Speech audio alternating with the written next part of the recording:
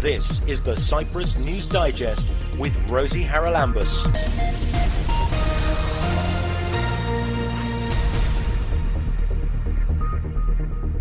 On this week's programme, MPs question the low rate of prosecutions of police officers accused of gender violence.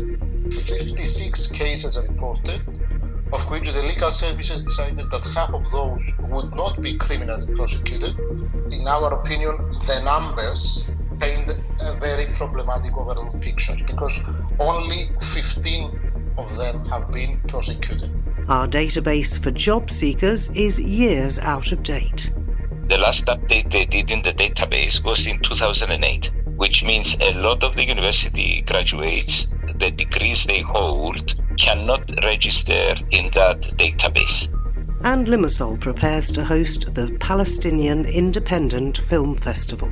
The program will include 12 films. Some of them are features, some of them are very short movies, and some of them are half an hour to 40-minute movies. Are proper measures being taken to investigate and, where necessary, prosecute members of our police force who've been accused of either domestic violence or harassment? George Koukoumas is Vice Chair of the Human Rights Committee in our Parliament, and he sent some questions last year to the Justice Ministry asking for the data on these particular crimes.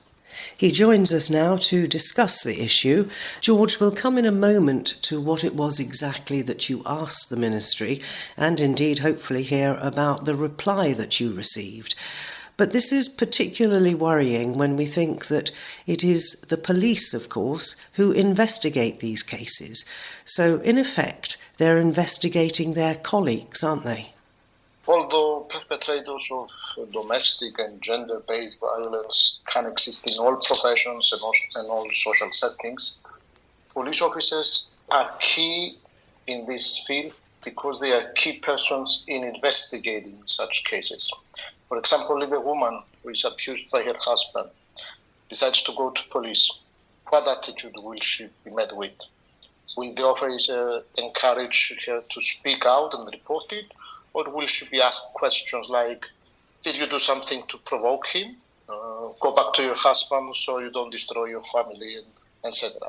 And the crucial question here is, how will the police officer react when he will realize the person being reported is a colleague of him?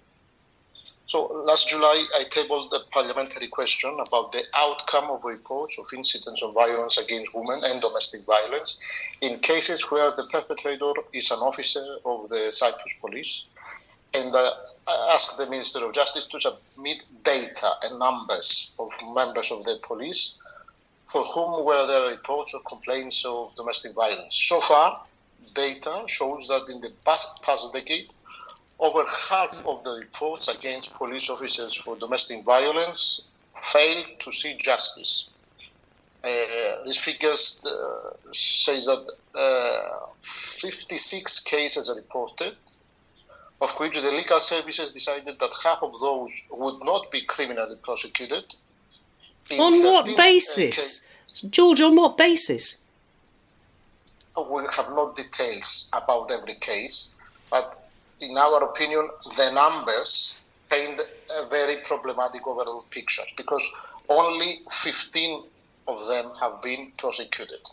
All right, George, can we just stop there a moment? Because, first of all, I find the volume of cases to be absolutely shocking when we're talking with people who are employed by our government to uphold the law.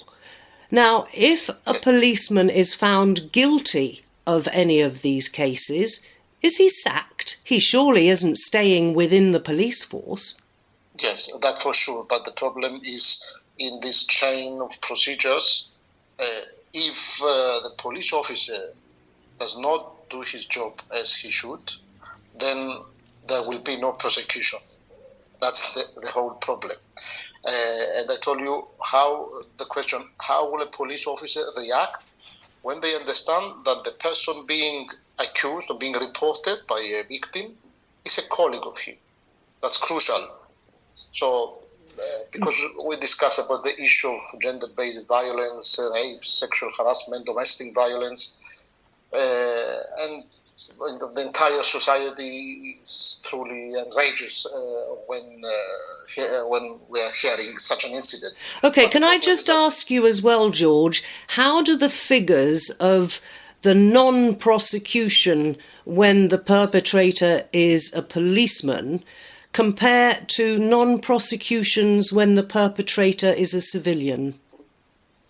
I have not that figures. That would be very interesting to find out. Yes, of course, and that's why the Committee, Human Rights Committee, Parliamentary Human Rights Committee, has permanently written for discussion the issue of gender-based violence and the protocols for police officers, for medical professionals, and we discuss about this.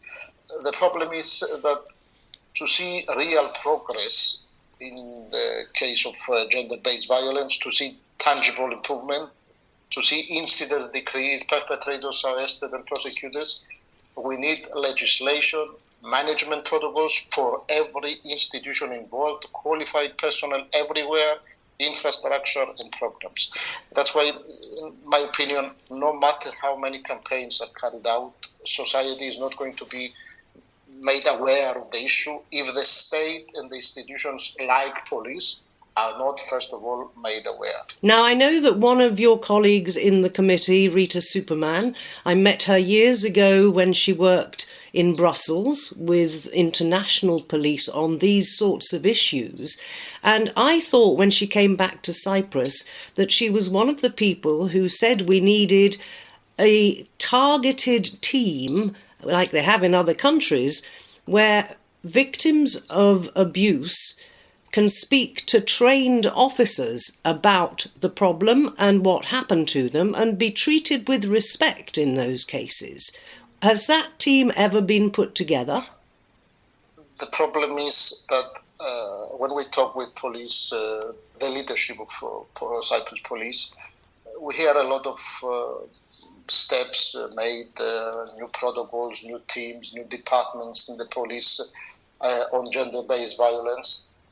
But this is not what is happening in practice. That's our problem.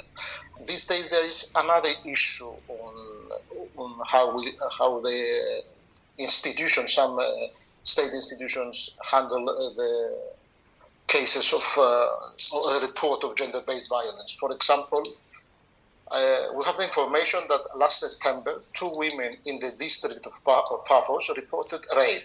However, it took almost 12 hours to carry out the forensic examination of the 2 women after they have to be transferred from Paphos to Nicosia Hospital.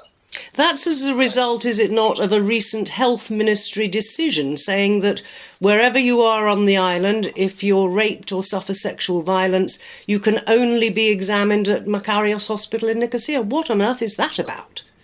That is very, very problematic because if the conclusion is that there is only one hospital in the whole country that has the premises infrastructure to carry out this test and that there are not enough medical examiners, I strongly believe that the solution is not to accept that when a woman complains of a rape, for example, we will tell her to wait 12 hours under psychological breakdown and that we will transfer her from one side of Cyprus to the other for the examination. The answer is to form appropriate premises infrastructure in all provinces, in all districts, in all hospitals, and also to have adequately staff for the forensic service. Otherwise, any other discussion of the issue is pointless. And we tabled a parliamentary question about this, and we are waiting for the answers from the Ministry of Health. Well, how long do these answers usually take to come through? From 2 months, or sometimes 6 or even more months. That's extraordinary. Sorry, George, that brings me on to something else. If I send a Freedom of Information request to any ministry, they are obliged by law to answer me within 1 month. Yes, but the problem is we need answer with specific figures, specific numbers. Well, that's at least my intention when I submit this kind of parliamentary question, because we need the data in order to form policies. That's why when we talk about all these issues, we understand, I believe that when I see campaigns and we tell the victims of gender-based violence, break the silence, that is a bit problematic, because this shifts the burden away from the state. The most effective way for victims to break their silence is to know that the state will be by their side and convince the victims with deeds, not words, that they will have every support possible, legal, advisory, psychological, medical, financial, when they decide to take the decision to report and step into the fight against the person that beats them, rapes them, abuses them. The other thing that concerns me about this move them across the island to Nicosia for an examination is that surely, as in almost every case of crime, speed is of the essence if the evidence is not to be contaminated. Exactly, that's one of the series of questions contained in the parliamentary question. We raised our concern whether the minister took into account the psychological and medical effects of the victim of sexual abuse caused by this long delay, and the consequences on the need for immediate sampling for laboratory tests, and the possible alteration, destruction, contamination of evidence during the transfer of the victim. That's one of my specific questions waiting for the answer from the minister.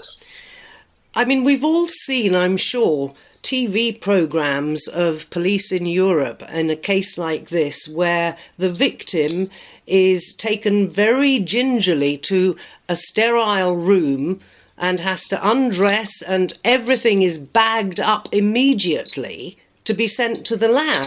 If you've spent, 4 hours in a vehicle or an ambulance or something with other people coming and going... 12 hours. 12 hours. That was the case we reported for last September in Bafos. 12 hours.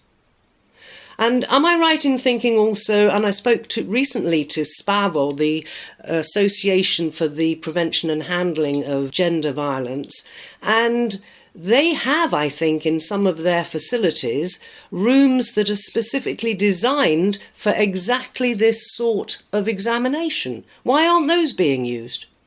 That's another question. The house of woman house, it's the facility of SPAVO. And the problem is that the facility there is not used by the police. It's the police duty to use this kind of facilities there in order to have forensic examination.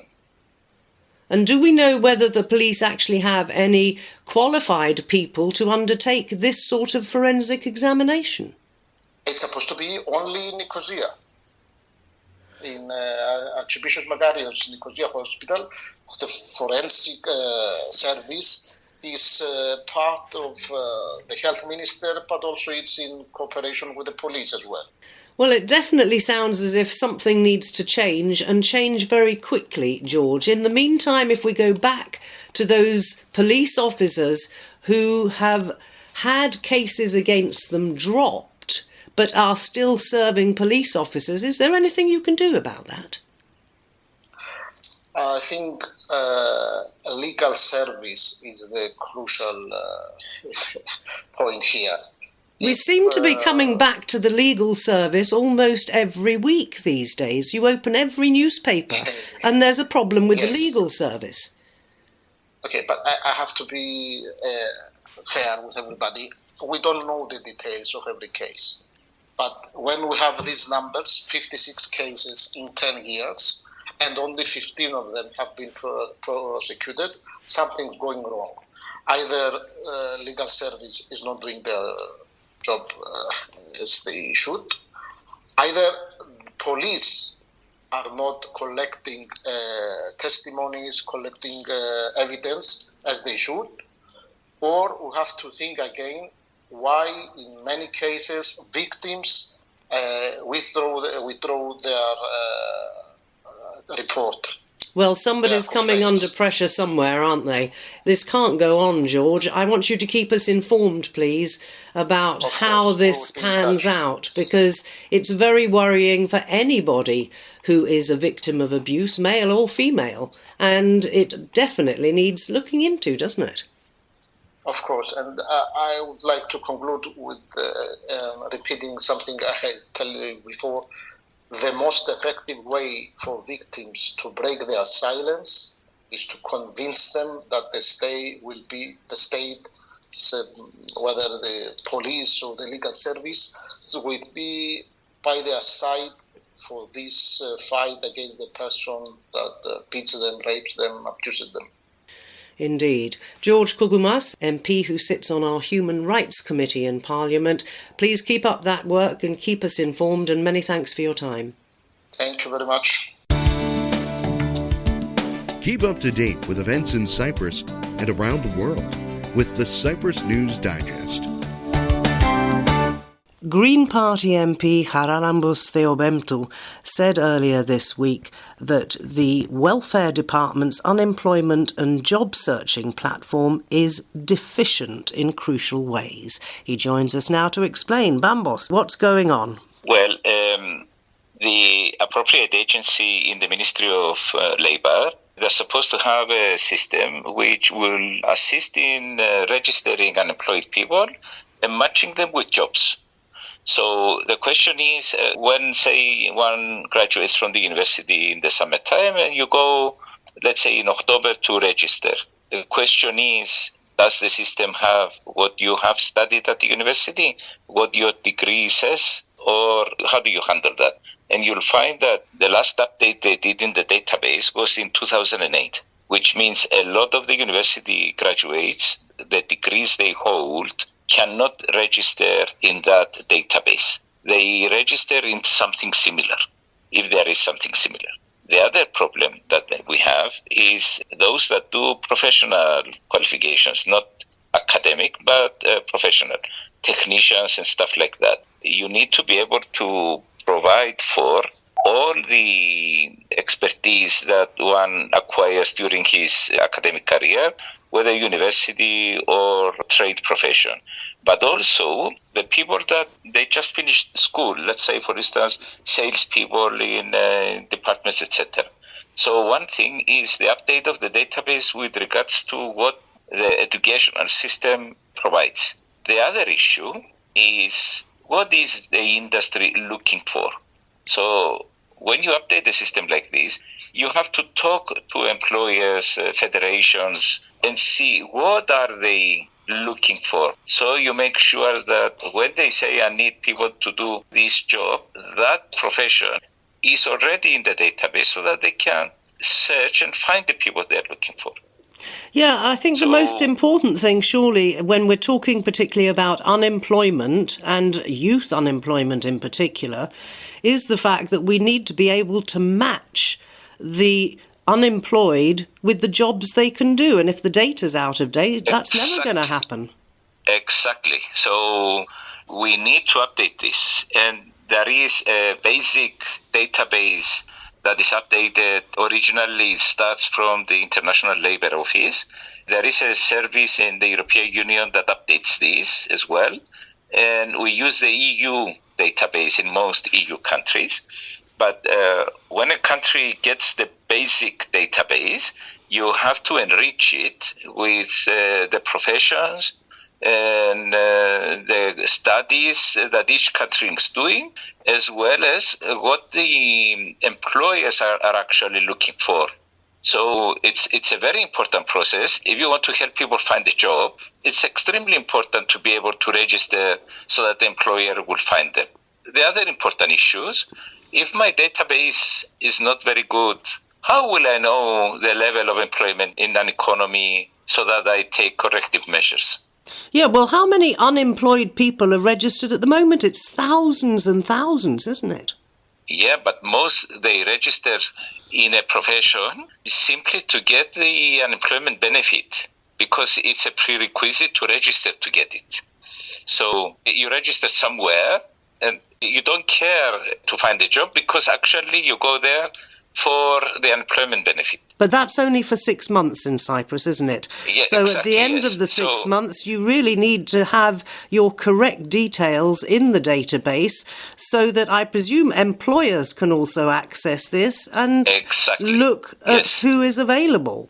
Exactly, yes. So it's a very serious business, and people will also notice that in Cyprus you never hear the Department of Labour making announcements calling on people to register. When I was a student in the UK, every autumn is the chosen period they had at the time. I don't know what is happening now. But because you graduate in, say, June, July, you graduate in June, so nobody will be looking for a job during the summer if you are a young graduate. And then you start looking for a job September, October. So that is the time that the announcements were on the radio to go and register for the unemployment database so that you'll be able to find a job. Here, we never call unemployed people to go there. We never. You never hear an announcement on the radio, TV, or in the papers saying, come and register if you just graduated from school or university or technical college or whatever. So that needs to be sorted out as well. What's been the reaction from your fellow MPs and what can Parliament do about this? I'm registering this to be discussed in Parliament, but I also wrote a letter to the Minister. I'm making fuss about this for 2 weeks now, and there is no response from the ministry. In any case, I already sent a letter to the minister asking him to actually do the steps, and I suggest in my letter what the steps should be to update the database. And then what would happen if it was updated? Would we see these huge figures falling, do you think, and fairly quickly?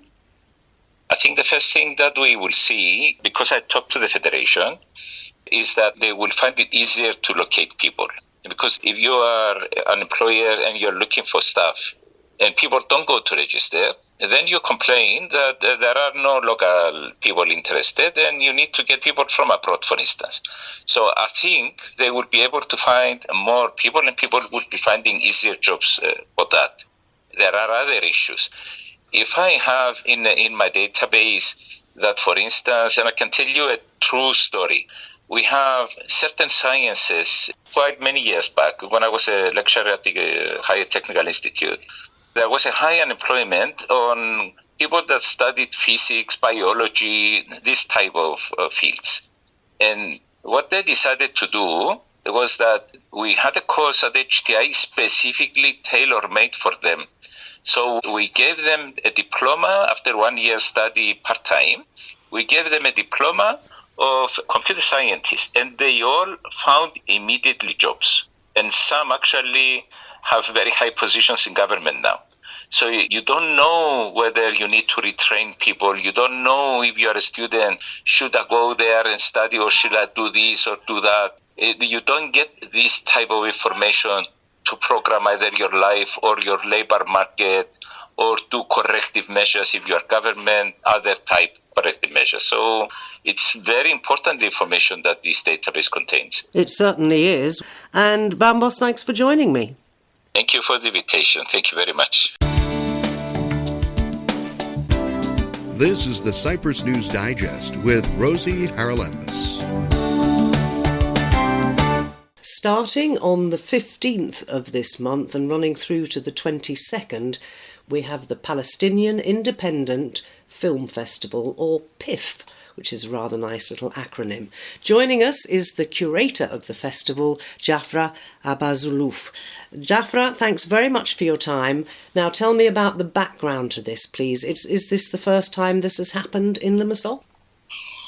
Yes, it's the first time that it's happened, I think, in Cyprus, and not only in Limassol, a Palestinian film festival, a film festival that is dedicated to the Palestinian cinema. There's actually a lot of culture and cinema that comes from Palestine, isn't there? So can you tell me a little bit perhaps about, let's say, the history of the people who are involved in that scene, and then we'll come on to which films you've chosen to show. Well, the history is the Palestinian cinema is young compared to the Arab cinema in general. I think it started, the first films that it was in 1930s, and then, due to the occupation and the Nakba, it was, I think, 2 decades that we didn't have any films produced in Palestine or done by Palestinian filmmakers.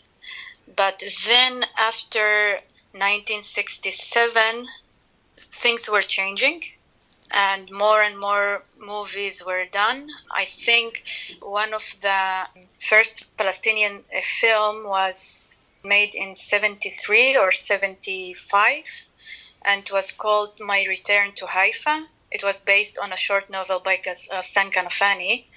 And then in the 90s, a new wave started, and then it started with Eli Suleiman's film that was recognized in international festivals and won some awards as well.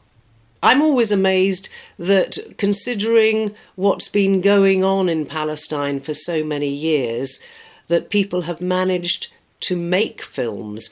A lot of them, I guess, are Palestinian filmmakers who don't actually film in Israel or Palestine? A lot of them are filmmakers, yes, living in exile and dealing, with the issue of displacement and with issues that Palestinian community face on a daily basis. But also a lot of films coming from Palestine, so coming from Gaza or coming from the West Bank, and even from, the occupied territories, the Palestinians living inside of the Israeli state with Israeli citizenships.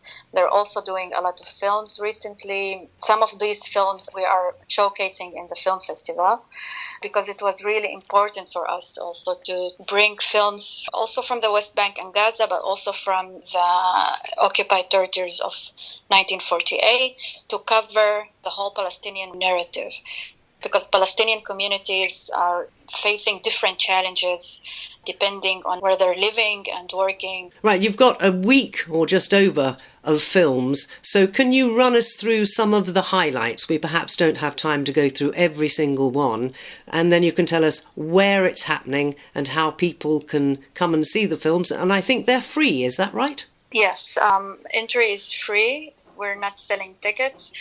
It's also non-funded, but also non-commercial. Its goal is to raise awareness, but also to talk about the Palestinian culture and art and cinema.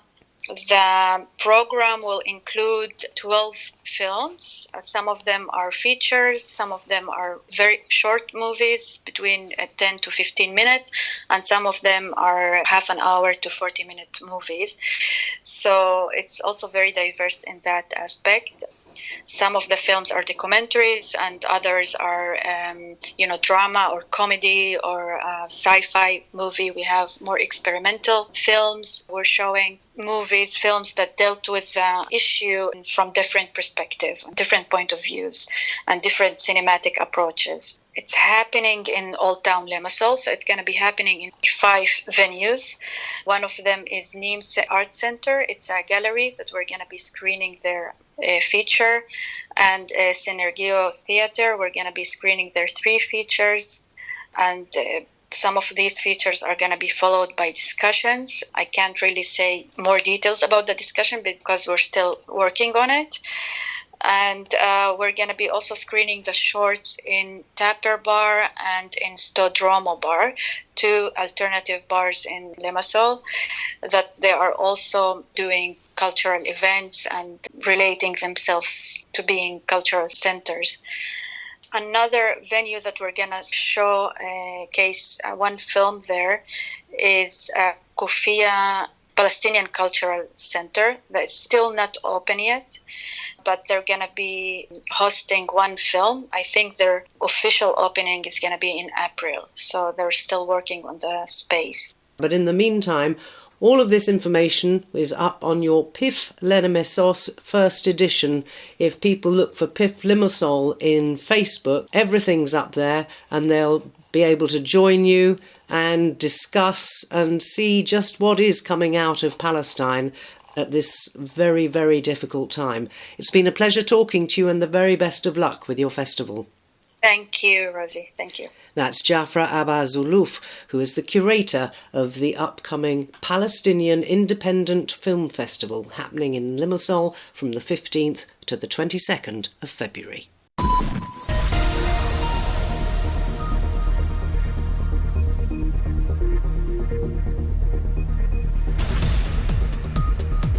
Well, that about wraps up this edition of the Cyprus News Digest. Many thanks for your company. Hope you'll join me next week. Till we meet again, take care and God bless. Bye-bye now.